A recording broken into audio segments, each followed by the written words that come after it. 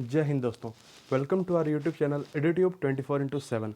दोस्तों, आज से हम लोग एक नया सीरीज करने वाले हैं जिस जीके ब्रह्मास्त्र के नाम से, जिसमें हम लोग daily 20 most important previous year question करेंगे जो कि पिछले कई एग्जाम्स में आ चुके हैं, जैसे एसएससी, बैंकिंग, रेलवे और जितने भी स्टेट कॉम्पिटिटिव एग्जाम्स होते हैं उसमें आ चुके हैं। ये सब क्वेश्चन बहुत ही इंपॉर्टेंट है। दोस्तों, आप इस वीडियो को पूरा देखें, स्किप ना करें। और हम लोग इसमें कुछ वो भी क्वेश्चन डिस्कस करेंगे जो एसएससी का बहुत फेवरेट क्वेश्चन है और जो लगभग 6 to 7 टाइम्स रिपीट हो चुका है एग्जाम में। तो आप इस वीडियो को पूरा देखें। आजकल यूट्यूब और यूट्यूब वर्सेस टिकटॉक वाला बहुत ट्रेंड कर रहा है, उस सब पे आप दिमाग ना दें दोस्तों। आपका एग्ज़ाम है, आपका एग्ज़ाम आज या कल होगा ही, आप उस पर फोकस करें, आप रिवीजन करते रखें। तो इसी बात पे दोस्तों चलिए हम लोग आप आज का वीडियो स्टार्ट करते हैं। हमारा पहला क्वेश्चन है दोस्तों, किसने 3 रंग वाले ट्रैफिक सिस्टम की शुरुआत की थी? Who patented 3 position signal system? आपके ऑप्शंस हैं Garrett Morgan, Nikola Tesla, Albert Einstein, Benjamin Franklin. तो इसका सही आंसर दोस्तों गैरेट मॉर्गन। आपको पता होगा गैरेट मॉर्गन जी एक बहुत बड़े इंडस्ट्रियलिस्ट उद्योगपति थे और इन्होंने ही ये सिस्टम का इजाद किया था जो हम लोग यूज करते हैं, 3 रंग वाले सिस्टम, जैसे रेड, येलो और ग्रीन वाले, जिसमें रुकने का, जाने का और 3 ऑप्शन रहता है सिग्नल में। और आपको ये भी बता दूं, गैरेट मॉर्गन जी ही गैस मास्क के भी इन्वेंटर हैं, आप जैसे पिक्चर में देख रहे होंगे। और ये एक यूएसए के आदमी थे। आइए आपको नेक्स्ट स्लाइड में दिखाते हैं। देखिए, ये इनका ओरिजिनल जो मॉडल था ट्रैफिक सिस्टम का, कैसे इन्होंने बनाया था। तो इनके आप याद रखिएगा नाम इनका गैरेट मॉर्गन। आइए हम लोग नेक्स्ट क्वेश्चन पे आते हैं। Indira Gandhi memorial tulip garden कहाँ है? Where is Indira Gandhi national tulip garden located? आपके ऑप्शंस हैं जैसलमेर, जयपुर, श्रीनगर, भोपाल। इसका सही आंसर है दोस्तों श्रीनगर। आपको बता दूं, ये एशिया का सबसे लार्जेस्ट नेशनल टुलिप गार्डन है। और टुलिप मतलब दोस्तों होता है जो भी फ्लावरिंग प्लांट्स या फिर जो भी डैफोडिल्स होते हैं उसके लिए मेनली ये गार्डन होता है। और ये एशिया का सबसे बड़ा टुलिप गार्डन है। आप नाम याद रखिएगा, Indira Gandhi national tulip garden, Srinagar, जो जम्मू कश्मीर की कैपिटल हुआ करती थी, उसी की ये वहीं पर लोकेटेड है। आप देख सकते हैं कुछ बेहतरीन पिक्चर्स हैं ये सब। आइए हम लोग अपने नेक्स्ट क्वेश्चन पे आते हैं। आर्टिकल 18 निम्न में से कौन है? Article 18 deals with which of the following? आपके ऑप्शंस हैं abolition of untouchability, equality of opportunities, abolition of titles, right against discrimination. इसका सही आंसर दोस्तों एबोलिशन ऑफ टाइटल्स। पहले के ज़माने में दोस्तों जब आज़ादी नहीं मिली थी उससे पहले बहुत सारा टाइटल्स दिया जाता था बहुत आदमी को, जैसे राजकुमार, राजा, राजकुमारी। आपको पता होगा नेताजी, महात्मा, ये सब बहुत टाइटल्स दिया जाता था। लेकिन जब से ये नया हम लोग का कॉन्स्टिट्यूशन बना तो आर्टिकल 18 के तहत ये सारे टाइटल्स को एबोलिश कर दिया गया, मतलब ख़त्म कर दिया गया। कुछ कुछ छोड़ के, जैसे एकेडमिक स्किल्स जैसे डॉक्टर, एमबीबीएस, एमबीए, ये सब कुछ छोड़ के, और को भी जो भी जैसे सैनिक रैंक मिलते हैं जैसे मेजर, जनरल, लेफ्टिनेंट, कॉलोनल, ये सब छोड़ के जितने भी टाइटल्स हैं वो सबको एबॉलिश कर दिया गया है।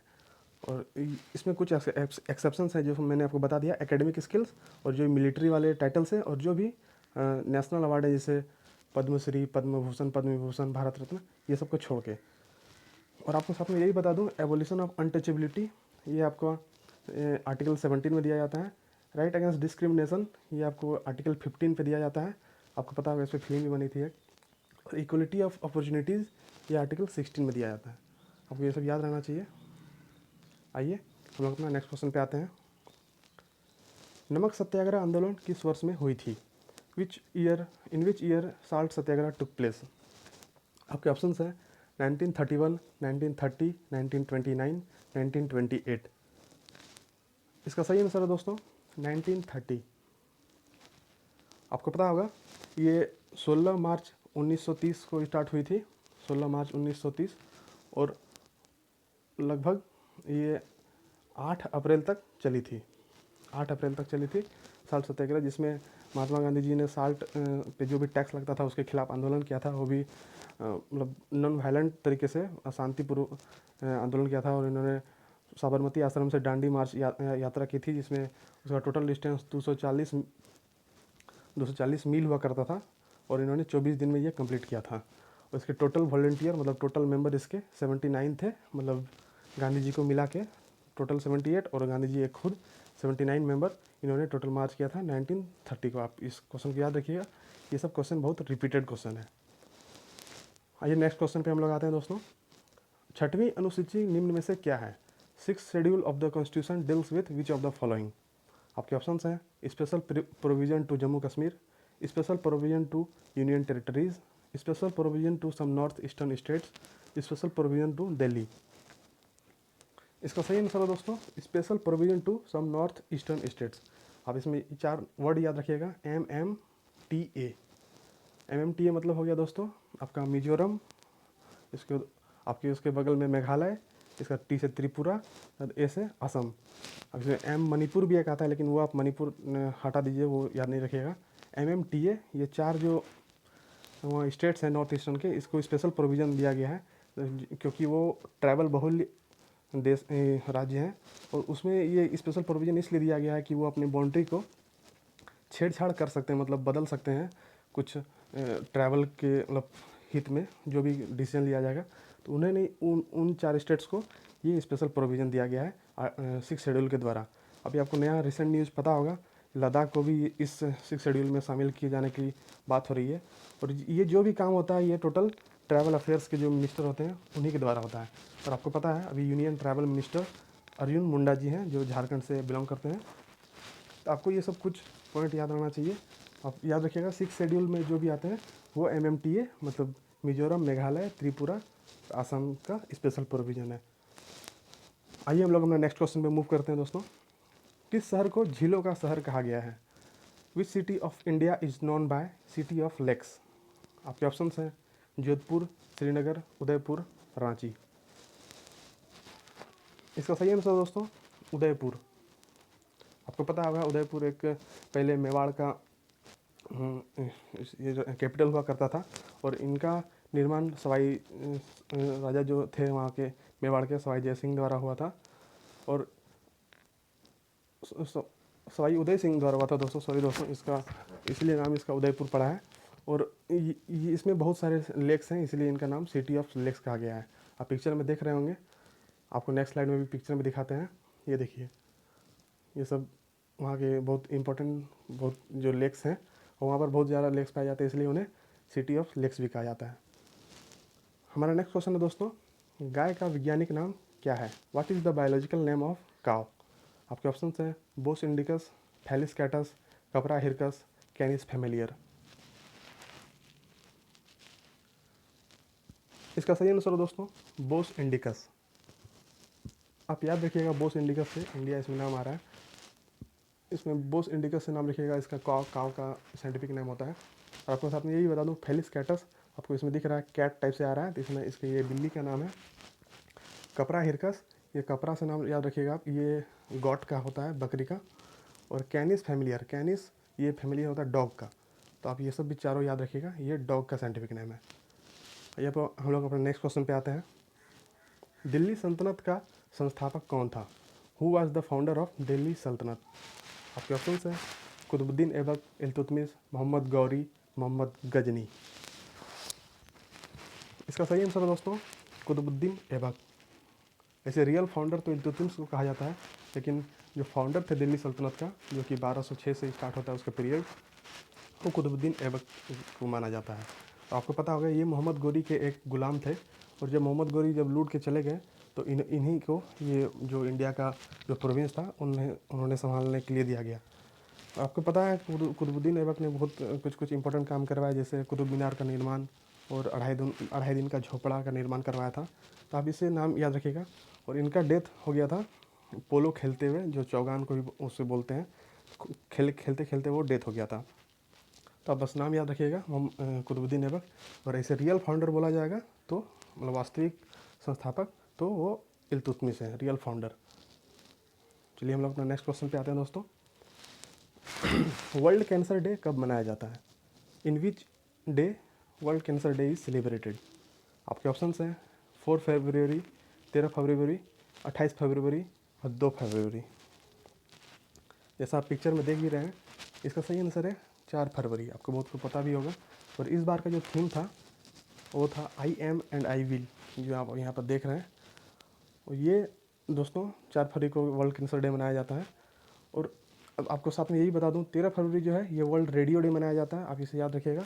28 फरवरी ये वर्ल्ड साइंस डे मनाया जाता है, और 2 फरवरी ये वर्ल्ड वेटलैंड्स डे मनाया जाता है। तो आपको ये सब याद रखना चाहिए। चलिए हम लोग अपने नेक्स्ट क्वेश्चन पे आते हैं।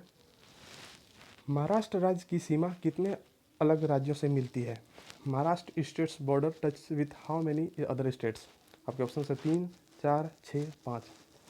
आपको पता है दोस्तों, ये बॉर्डर वाला क्वेश्चन एसएससी का बहुत फेवरेट क्वेश्चन होता है। इसमें एक न एक क्वेश्चन ये मिल ही जाता है, इसलिए आप इंडिया के मैप को अच्छा से रखिएगा, कितने स्टेट्स अदर बाउंड्री को टच करते हैं, ये सब क्वेश्चन आप अच्छे से दिमाग में रखिएगा।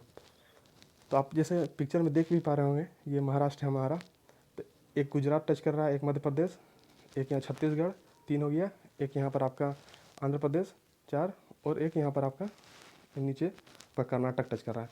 तो इसका सही आंसर दोस्तों 5। आप इसको याद रखिएगा, और इस टाइप के क्वेश्चन को दोस्तों आप अच्छे से करिएगा, क्योंकि एसएससी का बहुत ही फेवरेट क्वेश्चन माना जाता है। ये एक ना एक क्वेश्चन पूछ ही ले आता है ये बॉर्डर वाला। तो आइए हम लोग अपना नेक्स्ट क्वेश्चन पे मूव करते हैं। बैरोमीटर का आविष्कार किसने किया? Who invented barometer?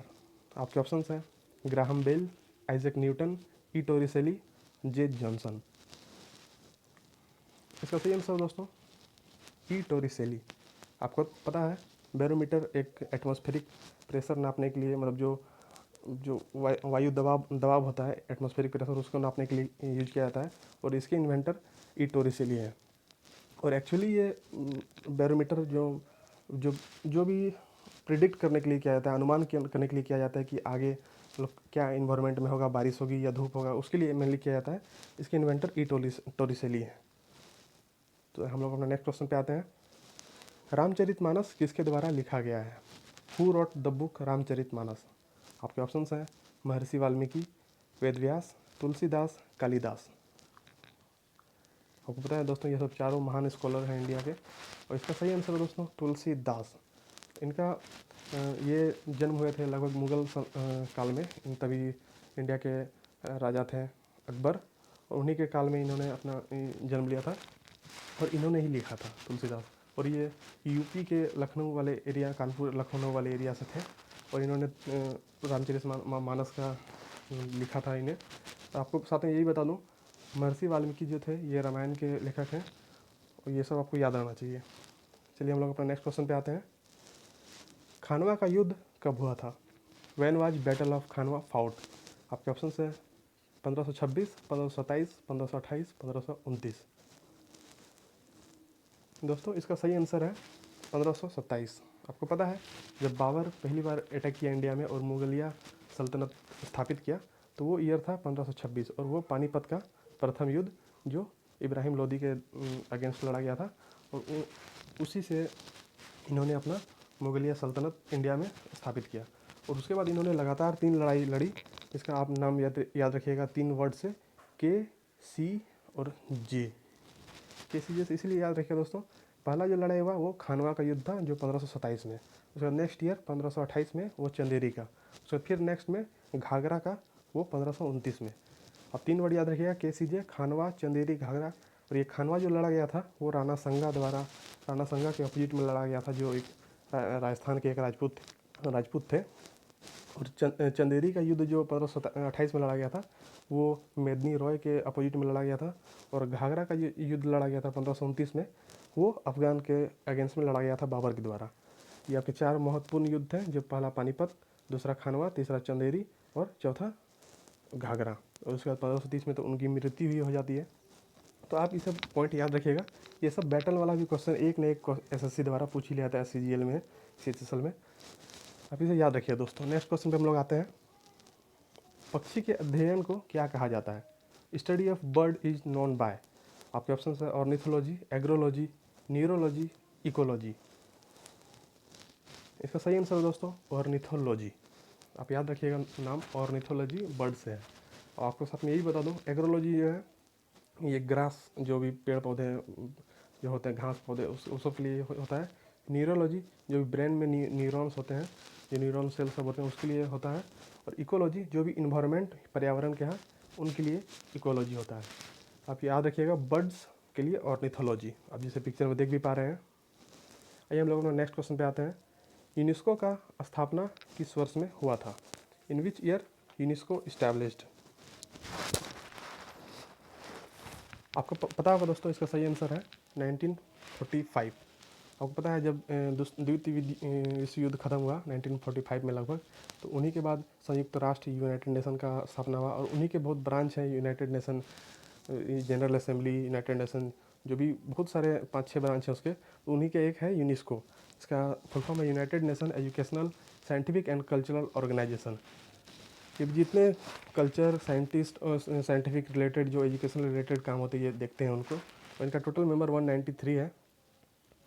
अब अभी जो इसके डायरेक्टर जनरल है वो है आंद्रे अजूले। आप याद रखिए नाम, आंद्रे अजूले। अब इसका स्थापना दोस्तों 1945 में हुआ था। आपको ये सब 3 पॉइंट लगभग इंपॉर्टेंट याद रखना है। डायरेक्टर जनरल से भी बहुत क्वेश्चन आते हैं। तो इसका डायरेक्टर जनरल अभी है आंद्रे अजूले, और इनका स्थापना 1945 में हुआ था। आइए हम लोग नेक्स्ट क्वेश्चन में मूव करते हैं दोस्तों। राष्ट्र ध्वज को कब राष्ट्रीयता से अपनाया गया? When did national flag accepted nationally?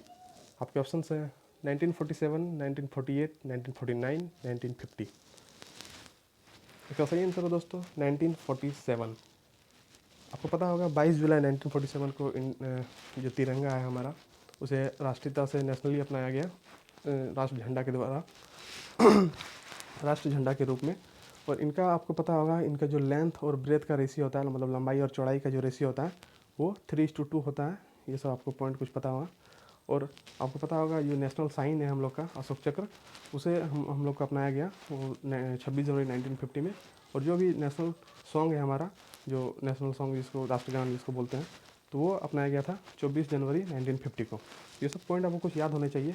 और नेशनल फ्लैग की बात करें तो ये सबसे पहले अपनाया गया था, ये 1947 22 जुलाई को अपनाया गया था। हम लोग अपना नेक्स्ट क्वेश्चन में मूव करते हैं दोस्तों। भारत देश का अब तक का सबसे कम उम्र का प्रधानमंत्री कौन है? Who is the youngest prime minister of India till date? आपके ऑप्शंस हैं जवाहरलाल नेहरू, राजीव गांधी, मोरारजी देसाई, नरेंद्र मोदी।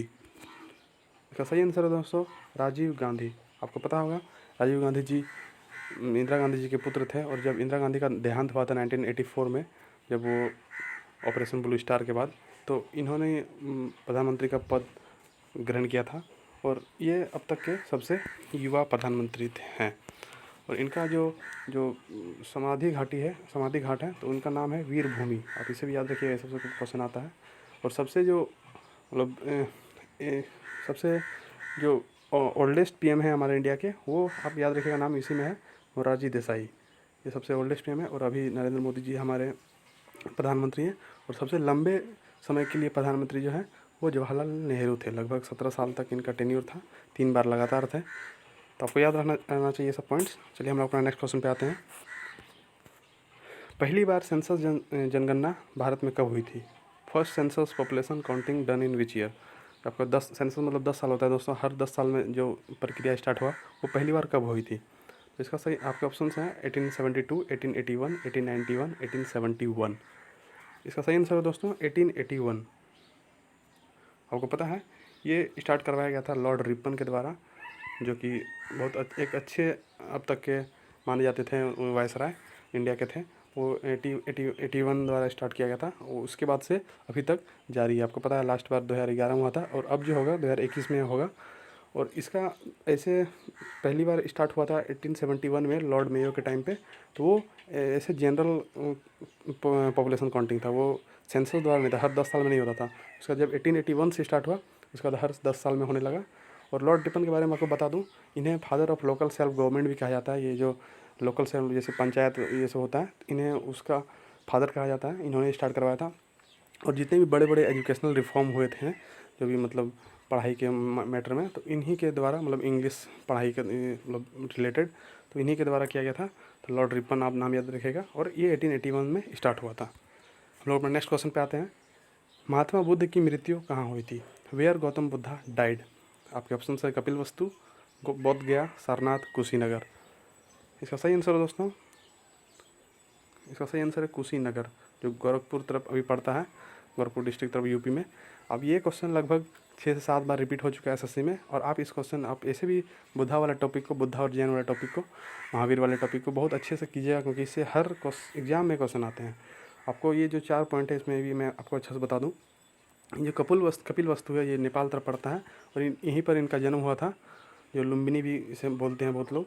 तो महात्मा बुद्ध का वहीं जन्म हुआ था। इसके बाद बोध गया में इन्होंने अपना ज्ञान प्राप्त किया था, जो एक निरंजन रिवर के बगल में पीपल पेड़ के नीचे ज्ञान प्राप्त हुआ था इन्हें।